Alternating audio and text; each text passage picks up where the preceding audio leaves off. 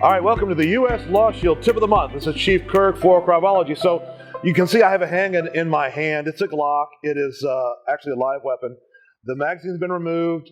The gun has been checked 3 times to ensure that it's unloaded. But I have this today to talk to you a little bit about carry.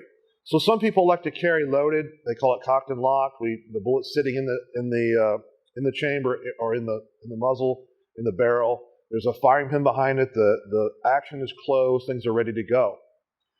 Typically, you pull the trigger or drop the safety and pull the trigger, and the gun is firing. Other times, people carry pistols for various reasons in a state where there has to be a racking of the gun, or in other words, something like this, right? To get the gun in motion, right? To get the gun loaded and hot, as we say.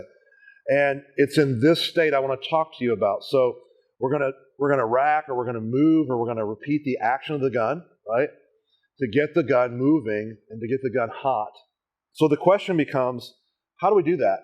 And I want to give you an idea that comes out of Israeli training, and is also one of the ways that we train here for various reasons. Here's why.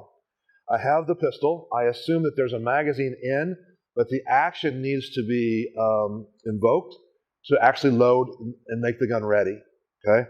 As I present the gun, there's lots of ways to do this. What you classically see are people come over the top, rack, and oftentimes do this, but come back to this position.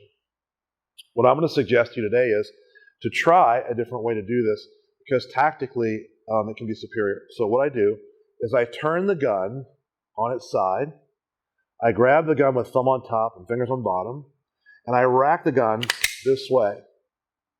Now, I'm not saying that you should point shoot. That's not the implication. The implication is if I've taken a gun in self-defense, or I've presented a gun in self-defense, and I need to move the action so that the gun is ready, made ready, I have this motion where I can make the gun ready this way. Okay, as I do that, and I'm on the gun, my hand is still here underneath the gun.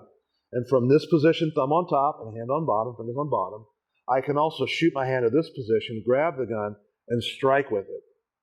And in close quarters, if I'm caught by surprise and I'm trying to make the gun ready, and I have to cycle the action, it becomes imperative to use the gun and, in some scenarios, as a striking implement. This doesn't feel very good. It's not very effective. You can't control the gun. You can control the gun from this point. So I'm coming underneath this way. I'm grabbing, I'm indexing my finger, and I'm striking out. This is the directing hand, and the stabilizing hand. This is the striking hand, the punching hand. As I punch out, I make a long oval. Strike, strike, strike. The oval allows me to deal with someone grabbing the gun or grabbing my wrist. It allows me to move the oval against their thumbs, which typically releases their grip, and allows me to strike them either on the first, second, or third strike. I would then retreat, make sure that the gun is properly seated, and issue alpha commands, right? So very quickly, what is the tip of the month? The tip of the month is there are various ways to move the action to make the gun ready. I'm suggesting you try turning the gun down, palm down on the gun hand, grabbing the back of the gun, thumb on top, manipulate the slide or the action this way, and notice that you can quickly go to this position, or I can even be here, not have racked the gun, and go to this position to strike with the gun. It's a much more effective way to strike with a pistol. Tactically, I believe it's superior, and I think if you will include this in your training, you'll see that there are multiple advantages to doing the racking or the manipulation of the gun in this way. So if you have questions, comments, email us. Go down to the box in the bottom, send us a question. We're happy to answer. And this is the U.S. Law Shield Tip of the Month.